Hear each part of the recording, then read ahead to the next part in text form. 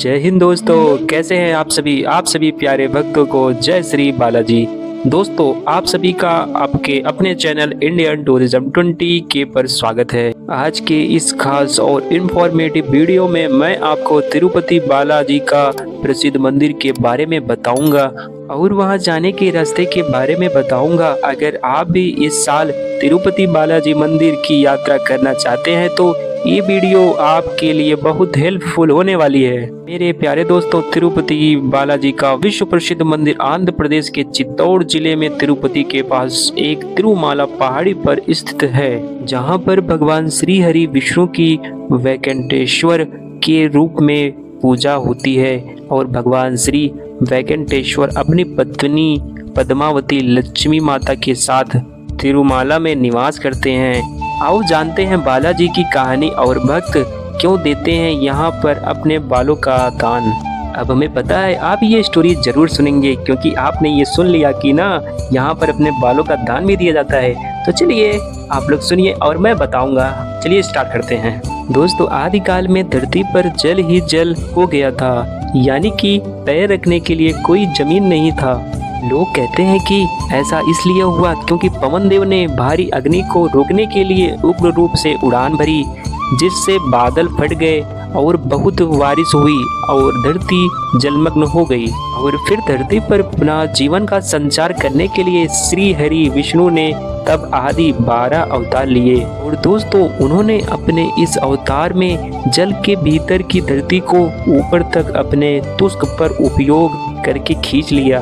इसके बाद पुनः ब्रह्मा के योग बल से लोग रहने लगे और आदि 12 ने तब बाद में ब्रह्मा के अनुरोध पर एक रचना का रूप धारण किया और अपने बेहतर आधे 4 हाथों वाले भूदेवी के साथ किड़चला बिमला पर निवास किया और लोगों को ध्यान योग और कर्म योग जैसे ज्ञान और वरदान देने का फैसला किया। तो कलयुग के प्रारंभ होने पर आदि 12 वेंकटाद्रि पर्वत छोड़कर अपने लोक चले गए, जिसके चलते ब्रह्मा जी चिंतित रहने लगे और नारद जी से विष्णु को पुनः लाने के लिए कहा। उसके बाद नारद जी एक दिन गंगा के तट पर गए, जहाँ पर ऋषि इस बात को लेकर भ्रम में थे कि हमारे यज्ञ का फल त्रिदेवों में से किसे मिलेगा। इसके बाद तब नारद जी ने उनके शंका का समाधान हेतु भृगु को यह कार्य सौंपा। भृगु ऋषि सभी देवताओं के पास गए, लेकिन भगवान शिव और विष्णु ने उनकी बातों पर ध्यान नहीं दिया, तो वे बहुत क्रोधित हो गए और क्रोधित होकर भृगु ऋषि ने विष्णु जी की छाती पर एक लात मार दी। और इसके बावजूद विष्णु जी ने ऋषि के पैरों की यह सोचकर मालिश किया कि कहीं उनके पैरों में दर्द ना होने लगा हो। यह देखकर ऋषि भृगु को सभी ऋषियों को उत्तर दिया कि उनके यज्ञ का फल हमेशा भगवान विष्णु को समर्पित होगा।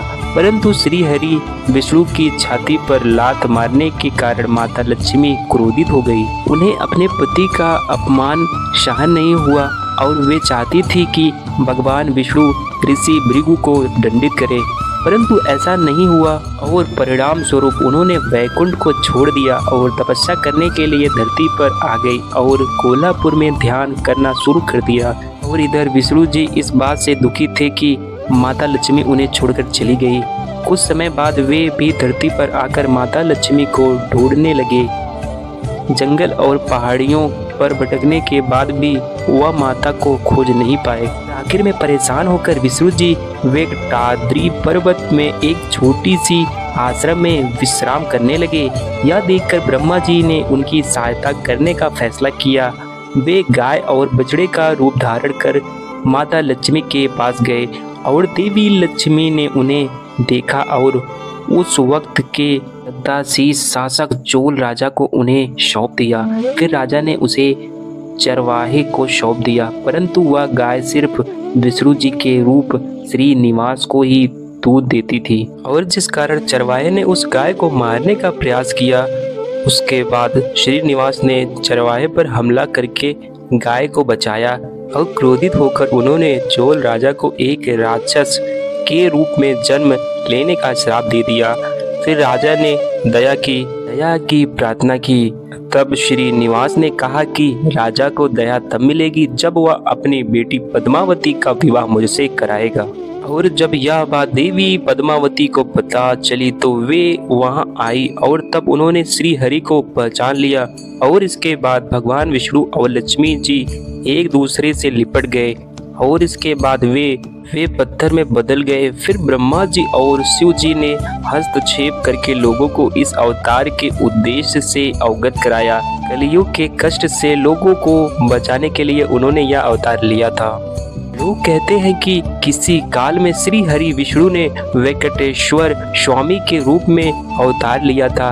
यह भी कहा जाता है कि दोस्तों यहाँ मैंने आपको बालाजी में दर्शन और यात्रा की छोटी और बड़ी जानकारी को बहुत ही अच्छे और सही से देने की पूरी कोशिश की है। अगर फिर भी आपके कोई क्वेश्चन रह जाते हैं तो हमें कमेंट के माध्यम से पूछ सकते हैं।